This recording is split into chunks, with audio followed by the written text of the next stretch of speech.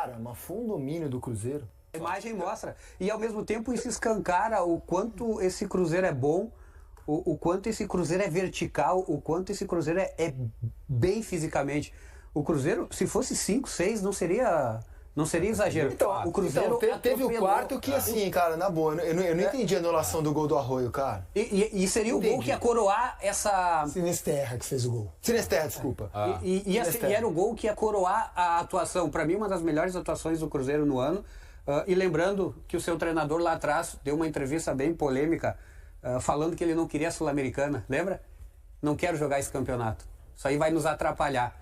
E o Cruzeiro perdeu quase todos os jogos da Sul-Americana e pensou no brasileiro. E é um erro, né? Vamos ser justos, né?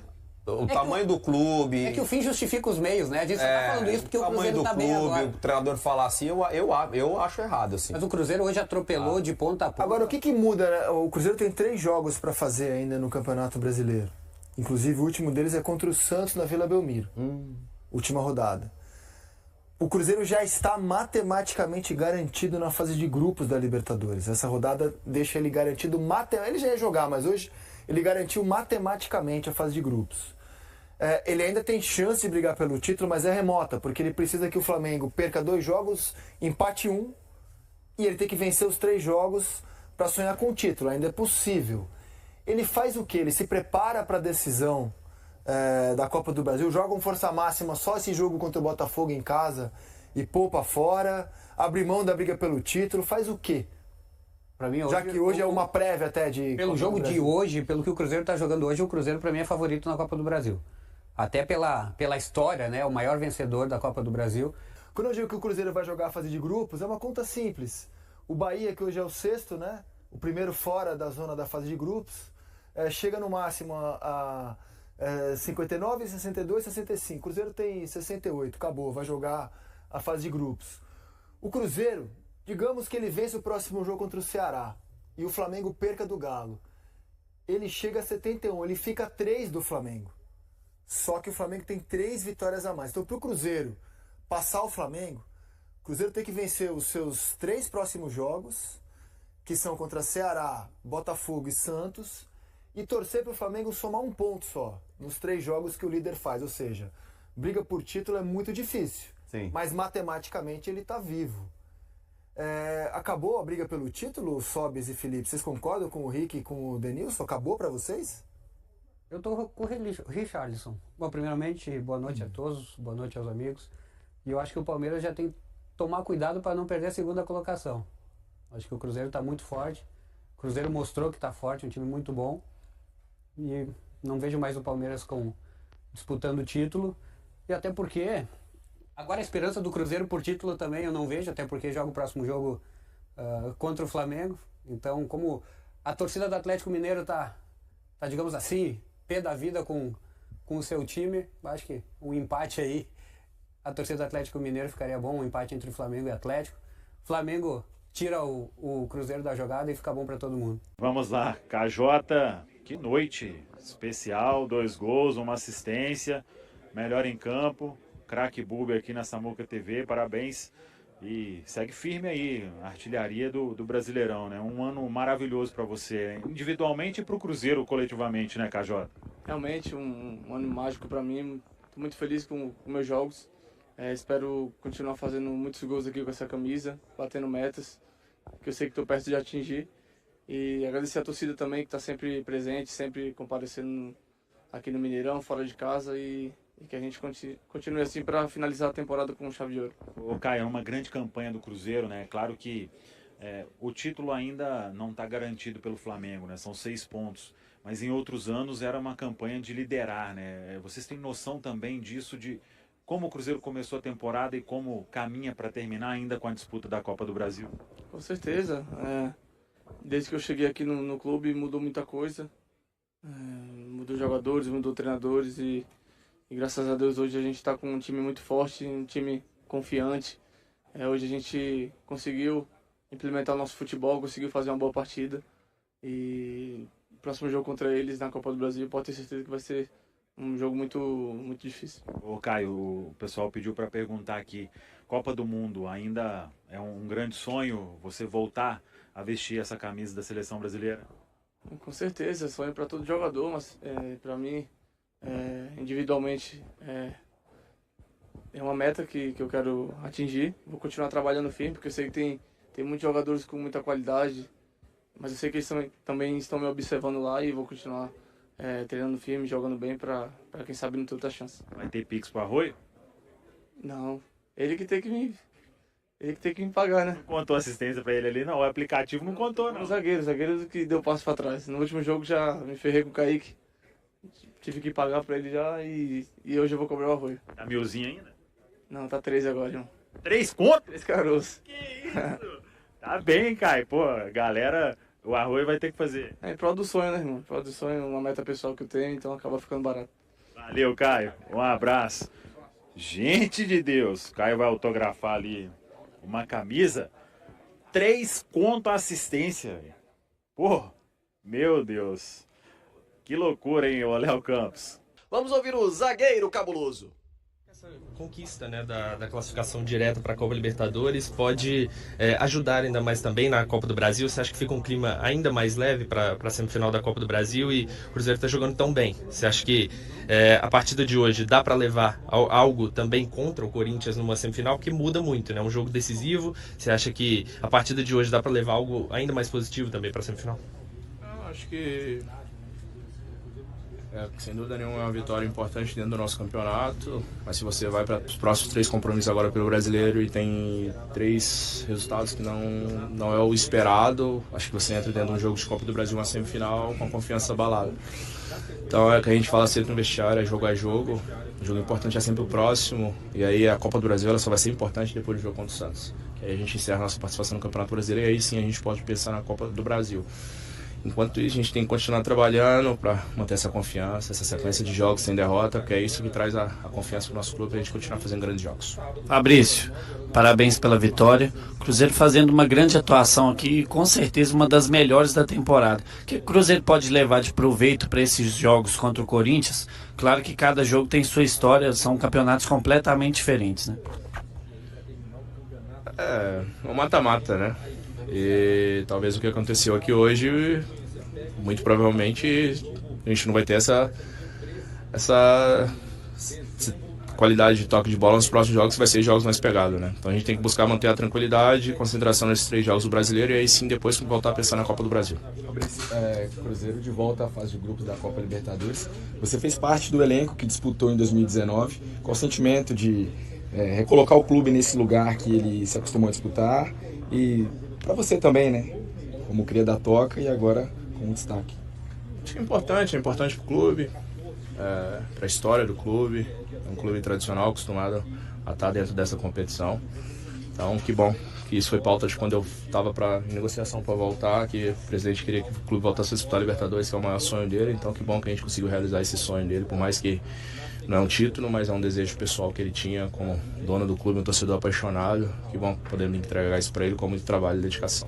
Fabrício, além dessa ofensividade do time do Cruzeiro, é uma zaga muito sólida, né? Uma das melhores defesas do campeonato. Hoje, por exemplo, a gente viu em dado momento do primeiro tempo você até atacando junto com o Vidalba. É o melhor momento da sua carreira? Cara, assim, eu já joguei com grandes zagueiros nos clubes que eu passei, sem dúvida nenhuma o Vidalba é mais um deles. Talvez ele é o cara que está no silencioso, né? Que trabalha muito pelo clube. Já admirava ele o ano passado quando eu assisti os jogos do Cruzeiro e talvez trabalhar com ele. Ver o quanto ele se dedica e o quanto ele se entrega por esse clube é algo assim surreal. Talvez ninguém que está aqui tenha a noção do que ele faz por esse clube. E que bom que foi uma parceria que deu certo, um completa o outro. Que bom que a gente forma essa dupla aí sólida no futebol brasileiro. Fico muito admirado por ele, porque é um cara que muitas das vezes as pessoas vê ele baixo e não tem a noção do quanto esse cara é um excelente zagueiro. Então, eu falo com ele, né? Quando a gente entra em campo, a gente fala muito que pra gente passar o jogo sem tomar gol, porque isso é muito importante, não só pra mim, pra ele, mas também pro Ilha, pro Kaique que vem jogando, pro Cássio. Então, esse é o nosso maior objetivo, ser melhor a cada jogo, a cada dia, a cada treino, porque é o que o clube merece. Talvez se a gente não tropeça, você acha que o Palmeiras e o Flamengo teria tido os tropeços que tiveram? Talvez não, né? Mas, né? Se falar do Cio, sim, infelizmente ele não entra em campo, infelizmente. É claro que a gente deixou alguns pontos escapar dentro do nosso território, no qual nós somos muito fortes. Mas, por outro lado, também os outros clubes também talvez derraparam pela forma que a gente não conseguiu somar pontos.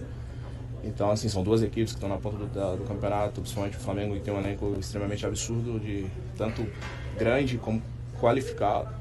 Então, acho que o campeonato se desenhou da forma que tinha que se desenhar. Pode ficar para o torcedor aquele sentimento que dava, mas assim, a gente sempre se dedicou e sempre tentou buscar o máximo de vitórias possíveis. E talvez, quando começou a temporada, ninguém imaginou que o clube poderia chegar onde chegou. Talvez era uma incógnita para todo mundo. E hoje entregar o clube da forma que nós estamos entregando, dentro de uma classificação direta para a Libertadores, dentro que era o sonho do presidente, acho que sem dúvida nenhuma, o ano que vem vai ser um grande ano dentro de um projeto que só está no começo. Ô Jardim, parabéns pela vitória.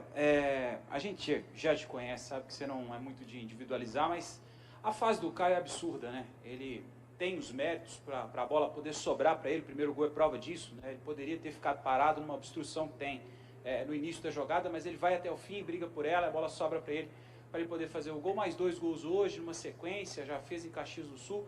Você já trabalhou com algum jogador que viveu uma fase parecida com a do Caio? Te lembra alguma coisa? O que você tem para falar especialmente do Caio Jorge? Com certeza que eu já tive jogadores que foram grandes goleadores. Acho que o Caio teve 2 momentos muito bons. O momento inicial, depois teve ali um momento em que talvez os 10 jogos que não teve em termos de finalização muito bem, mas teve sempre em termos de pressão, teve em termos de assistências e outras situações inerentes ao jogo, e agora está voltando outra vez a finalizar as situações que ele cria e que a equipa cria também para ele.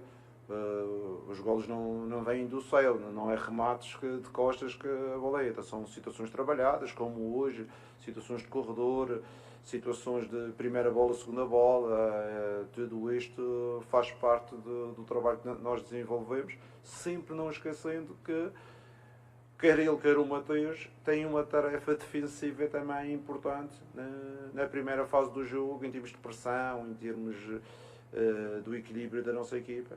E isso para mim é fundamental, porque ser só um atacante ou ser só um segundo atacante, como nós jogamos, e só atacar, na nossa equipa cria dificuldades. Nós queremos sempre que a equipa seja compacta, e o Caio, mesmo no momento menos bom que ele teve na época, ele teve essa atitude e esse comportamento, e queremos que ele tenha essa atitude e esse comportamento e que também faça golos, e isso é importante para nós.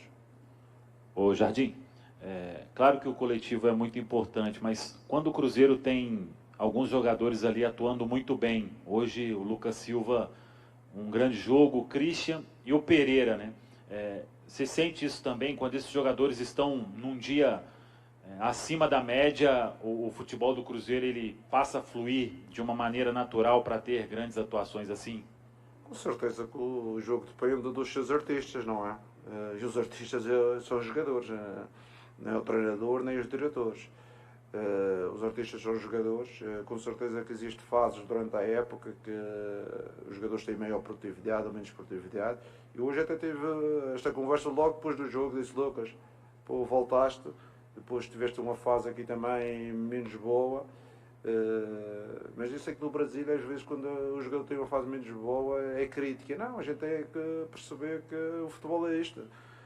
Raramente um jogador consegue manter, ainda por cima aqui no Brasil, não é? 50 jogos, 60 jogos ao mais alto nível. Existe sempre fases melhores, fases menos boas, mas é importante que os nossos jogadores consigam perceber que o trabalho foi desenvolvido, e para que eles, nesta parte final da época, ainda consigam dar resposta, quer em termos qualitativos, quer em termos físicos, quer em termos da nossa estratégia. Jardim, boa noite. Enfim, concluído o objetivo principal da temporada, não foi fácil, né? Um campeonato longo ainda não terminou. E até para falar um pouco sobre isso, você consegue analisar, parar e pensar, falar assim, poxa, esse aqui foi o fator determinante para que o time tivesse alcançado esse objetivo. E você também consegue analisar e falar assim, poxa, poderia ter feito algo diferente, até melhor, para que esse objetivo tivesse se tornado em algo a mais? Com certeza que eu, como treinador, tenho que pensar que podia ter feito sempre algo melhor para outras conquistas. Mas acho que o momento chave foi do grupo de trabalho que acreditou na nossa ideia, a ideia que a equipa técnica tentou desenvolver, eles acreditaram e desenvolveram o trabalho de forma positiva e no fim de contas toda a gente sai valorizada, sai os jogadores, sai o clube, os torcedores felizes. A gente está na prova mais importante da Sul-América e por isso é um momento importante. Com certeza que a gente está a pensar, mas podíamos ter mais 5 pontos ou 6, mas também podíamos ter menos 5, o campeonato é uma prova de regularidade.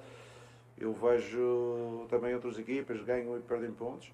No início disse claramente, quer o Palmeiras, quer o Flamengo estava à nossa frente em termos de projeto, em termos de investimento. Quando eu falo investimento não é só dinheiro, é investimento global para jogar para os títulos do Campeonato do Campeonato Brasileiro e também para as provas internacionais. E o Cruzeiro ainda está a começar nesta luta e a ideia sempre é que o Cruzeiro consiga nos próximos anos se equiparar dessas equipas e ter esta responsabilidade, quer no campeonato, quer nas provas internacionais. Não é de ganhar, mas é de lutar e andar lá próximo dos da frente e não estar um ano fica em quarto ou quinto, o outro ano fica em 14º. Não é isso que nós queremos, que o clube quer e o Pedrinho, a ideia dele para o Cruzeiro. Jardim, hoje, devido à pressão que o Cruzeiro fez, né, foram muitos escanteios, quase 10 nesse jogo. Eu queria fazer uma pergunta sobre o estilo de cobrança de escanteio do Cruzeiro, né? O Cruzeiro sempre com 2 jogadores fazendo aquela cobrança curta. Hoje até modificou um pouco, teve uma hora que o William cruzou direto na área, né? Explica um pouquinho para a gente esse estilo de cobrança de escanteio. Eu já disse que nós temos a felicidade de ter 2 excelentes treinadores de bola parada, um defensivo e um ofensivo, o Wesley e o Zé Barros, e eles preparam todas as semanas a estratégia das bolas paradas, os escanteios, as bolas laterais, os livres, os penaltis, para que a gente consiga superar os adversários. Hoje tivemos muitos escanteios, acabamos por não ser tão efetivos, mas também do outro lado, por exemplo, o central do Corinthians, o central com uma envergadura muito grande, criou-nos problemas em 2 bolas, pelo menos em termos ofensivos, em termos defensivos ganhou-nos muitas bolas também, mas é o que nós fazemos, é preparar, o nosso trabalho é preparar a equipa, os jogadores da melhor forma para que eles consigam no jogo, mas nem todos os dias corre bem, não é? Às vezes as pessoas pensam, não correu bem, trabalhamos menos. Não, continuamos a trabalhar, continuamos a nos dedicar, mas o futebol é assim e a vida é assim. Às vezes nós trabalhamos e as coisas não saem, mas não saem numa semana, vai sair na outra. O importante é este grupo de trabalho tem tido esta atitude, empenho e o mérito desta conquista. Claro que a gente está muito satisfeito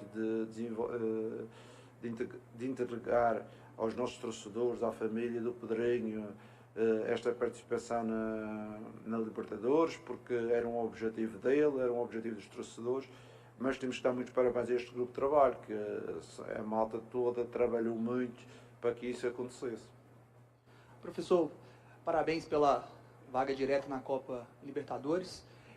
A minha pergunta é a seguinte: você não gosta de individualizar, na verdade nenhum técnico gosta de individualizar, mas o que o Cruzeiro ganha quando o Christian está em campo e o que o Cruzeiro perde quando o Christian não está em campo? Eu até brinquei com um amigo vendo o jogo contra o Juventude, aquele gol que o Marcelo Hermes fez, falei, se o Christian estivesse aqui, possivelmente o Cruzeiro não tomava o gol porque ele conseguiria dar o combate ali. Queria que você detalhasse um pouco a importância desse jogador.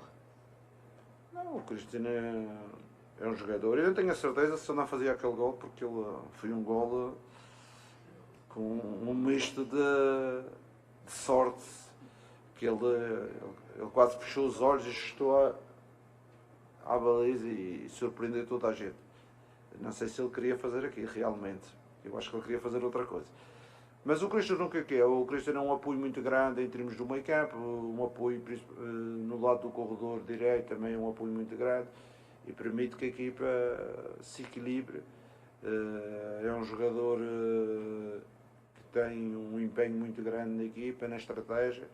Foi por isso que uma das grandes mudanças quando eu reorganizei a equipa foi inserir o Christian, porque o Cruzeiro precisava de mais pressão, precisava de mais equilíbrio e ele permite e dá isso à equipa.